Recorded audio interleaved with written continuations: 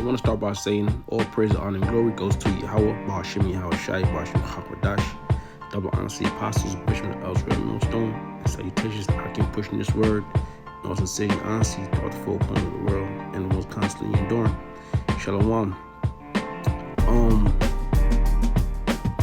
This is just to the point, and these scriptures basically show who's next in rulership after this kingdom, which there are many scriptures that speak on this, but Spirit had me go starting with Amos 9, and I'll start at 11. It says the restoration of Israel. It says, in that day will I raise up the tabernacle of David that is fallen, and close up the breaches thereof, and I'll raise up the ruins, and I'll build it as the days of old. So the tabernacle of David ultimately representing the elect, okay? Because you had the house of Saul, then you had the house of David, okay? And when they were at war, David's house grew stronger, while Saul's house grew weaker, okay? So Saul representing, because Saul is also an Israelite, so he represents the wicked, or the 2/3, which David represents the elect. Okay, so the elect is being built up spiritually. It's a spiritual house. Okay, scriptures also say you're as lively stones. Okay, so it says, in that day will I raise up the tabernacle of David that is fallen, and close up the breaches thereof, right? Because you see these different tribes, there's no split, okay? And you see these different tribes coming back. Ultimately, first, like I said, spiritually, with the different brothers waking up in different camps, different nations, and they all coming together to bring out the word. Amos 9:12 says, it says that they may possess the remnant of Edom and all heathen which are called by my name, save the Lord, or save Yahweh that doeth this. Okay, so Edom is the so-called white man. Okay, that's a true nationality. Okay, Esau, Edom, that they may possess the remnant of Edom. Right now, when you look at Gog and Magog, Gog today is Russia, right? Which Russia is also Edomites. All right, they that may possess the remnant of Edom. Why? Because a lot of people are going to be destroyed by way of those nuclear missiles. Okay, but then you won't have Edomites that's going to go right into captivity. All right, start like the elites. All right, they're going to be the first fruits of captivity. Okay, it says, and all of the heathen which are called by my name, saith the Lord that doeth this. Now, verse 13 says, Amos 9:13. Says, behold, the days come, saith the Lord, that the plowman shall overtake the reaper, and the treader of grapes him that soweth seed. And the mountains shall drop sweet wine, and all the hills shall melt. Okay, and that mountain that's gonna drop sweet wine is the mountain. A mountain could represent a government. Alright, so the mountain of Israel, or the mountain of Zion, which consists of the so-called Negroes, Latinos, Native Americans, who are true Israelites according to the Bible. Okay, the mountain going to drop sweet wine, meaning what? This word, this wisdom, knowledge, understanding, this is also compared to wine. Alright, sweet wine. Okay, now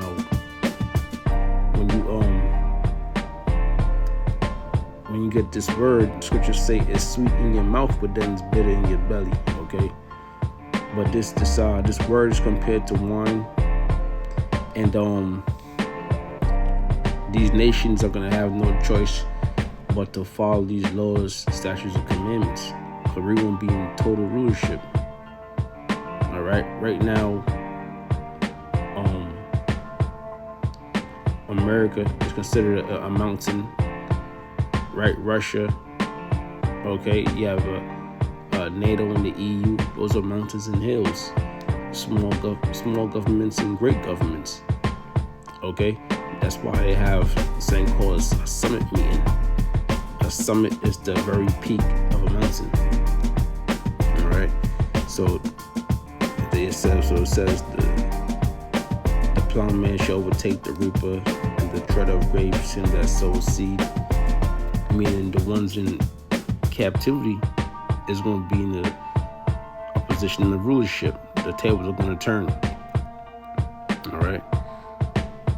So Israel's going to be that mountain that's going to be dictating the way people are going to live.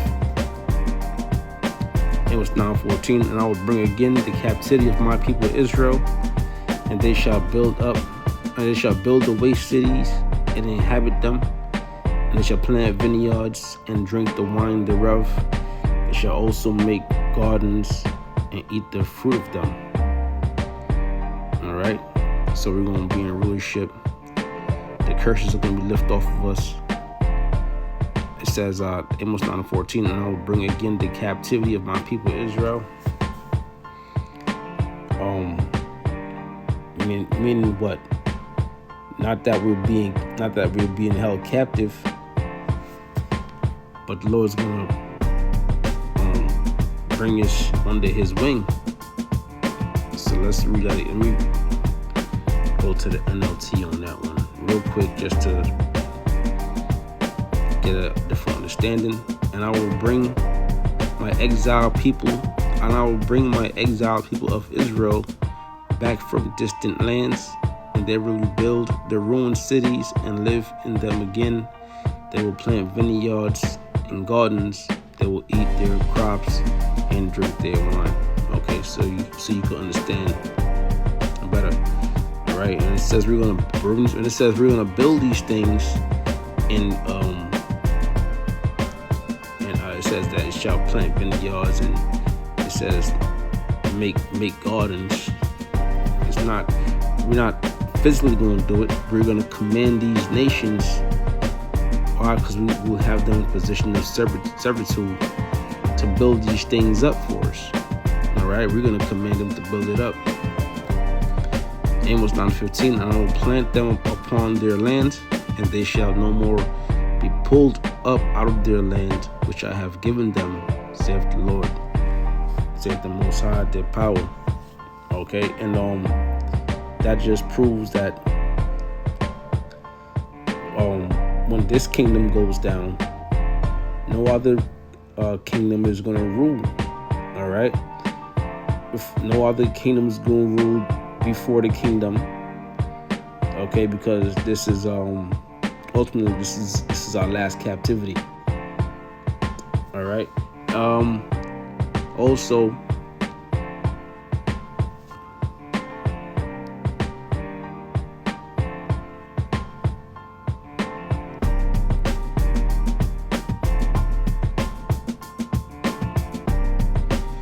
Daniel 7:8. It says, straight to the point. Okay, we're going into different beasts, which the different beasts are different kingdoms. So Daniel 7:8, it says, I considered the horns, and behold, there came up among them another little horn. Well, let's start at Daniel 7:7. After this I saw in the night vision, and behold, a fourth beast, dreadful and terrible and strong exceedingly, and it had great iron teeth. And it's talking about the Roman Empire, and it had great iron teeth because the Roman used iron to produce their weapons. and it devoured and broke in pieces and stamped the residue with the feet of it. And it was diverse from older beasts that were before it, and it had 10 horns. So that beast is going into the Roman Empire, and it was diverse from the other kingdoms before because it didn't deal with kings. The kingdoms before Rome dealt with kings, right? But this kingdom dealt with Caesars, and it had 10 horns, which the 10 horns are basically other kingdoms that were under the Roman Empire. Okay, they ruled with the Roman Empire, but they were also in subjection to the Roman Empire. Daniel 7 and 8. I considered the horns, and behold, there came up among them another little horn. This is the point. It says, came up among them another little horn, before whom there were 3 of the first horns plucked up by the roots. And that little horn is dealing with America. Okay, because America basically came out of, or basically is the last leg of the Roman Empire. All right, you can even say the last horn because the horns represent power. I considered the horns, and behold, there came up among them another little horn, before whom there were 3 of the first horns plucked up. And those 3 horns that were plucked up is going into three kingdoms, which is the French, the British, and the Spanish.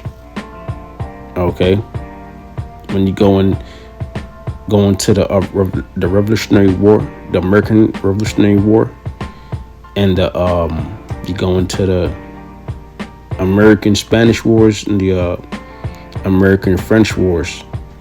Ultimately, how America was established. And it says, before whom there were 3 of the first horns plucked up by the roots.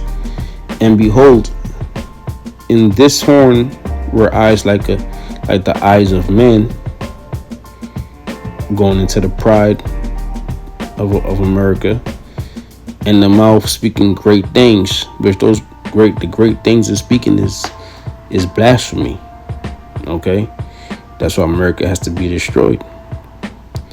It says, then it says the Ancient of Days reigns. Okay, so the title for this verse is called the Ancient of Days reign. Daniel 7 and 9. It says, I beheld till the thrones were cast down, and the Ancient of Days did sit. So the thrones were cast down. All right, now the scriptures account for all these great nations, all these great kingdoms. The Assyrian, Babylonians, the Medo-Persians, the Greeks, the Romans, and even today, America, which is a continuation of the Roman Empire. And you have these vassal states that ruled under the Roman Empire. Okay. Now that's what's accounted for in the scriptures. So we can't say that after America's rulership there's going to be another. All right, because when you continue on in the scriptures, it says, I beheld, Daniel 7 and 9, I beheld till the thrones were cast down, and the Ancient of Days did sit, whose garment was white as snow, which is the Most High. Okay, and the hairs of his head like the pure wool. His throne was like the fiery flame, and his wheels as a burning fire. Right, going into his chariot that he's sitting on. And it speaks about his hair being as a pure wool. Okay. It says that's going into the image of the Most High. If the Most High was to take a physical form, he would have that pure wool. Okay. Meaning what? He would most likely be a not most likely, he'd be an Israelite and he'll be a Judite if he was to take, if he was to take a form. That's the way he would look. It says a fiery stream issued and came forth from before him. Thousands ministered unto him, and 10,000 times 10,000 stood before him. The judgment was set and the books were opened. Right, and that's going in to the angels. All right, when it says thousands ministered unto him. It says Daniel 7:11, I beheld then because of the voice of the great words which the horn spake. I beheld even till the beast was slain and his body destroyed and given to the burning flame. So the voice of the great words which the horn spake, which that horn is America, and that great words is the blasphemy and the pride. It says, I beheld even till the beast was slain and his body destroyed and given to the burning flame. And that's talking about the nuclear destruction that's future or the near future, which is prophecies to take place in the near future, and how America is going to be destroyed. Ultimately, the race of Esau, Edom, the so-called white man, is going to be wiped off the face of the earth, never to return again. As concerning the rest, Daniel 7:12, as concerning the rest of the beast, they had their dominion taken away, yet their lives were prolonged for a season and time. So these other nations that ruled along with America, all right, because you're going to have nations that's going to weep for America's destruction, as you read in Revelations, because why they became wealthy doing business with America. Okay, so these nations had dominion, they had wealth and dominion and empires, right, as long as they lived according or under America. And you also have the beast spake that we read earlier, the Babylonians, the Assyrians, Babylonians, the Medo-Persians. Okay, those nations or those kingdoms are still here today, right? But they're going to be in the kingdom, they're going to be in subjection. And it says, Daniel 7:13, the Son of Man presented, right? It says, I saw in the night vision, and behold, one like the Son of Man came with the clouds of heaven, and came to the Ancient of Days, and they brought him near before him, and there was given him dominion and glory and the kingdom, that all people, nations, and languages should serve him. His dominion is an everlasting dominion which shall not pass away, and his kingdom that which shall not be destroyed. All right, so that was the points. And how is that kingdom gonna come about?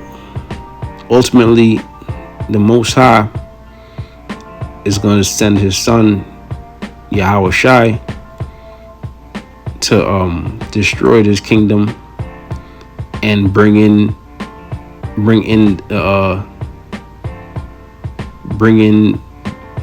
the righteous kingdom, the kingdom of Israel, and we're going to reign under Yahweh Shai, as we just read.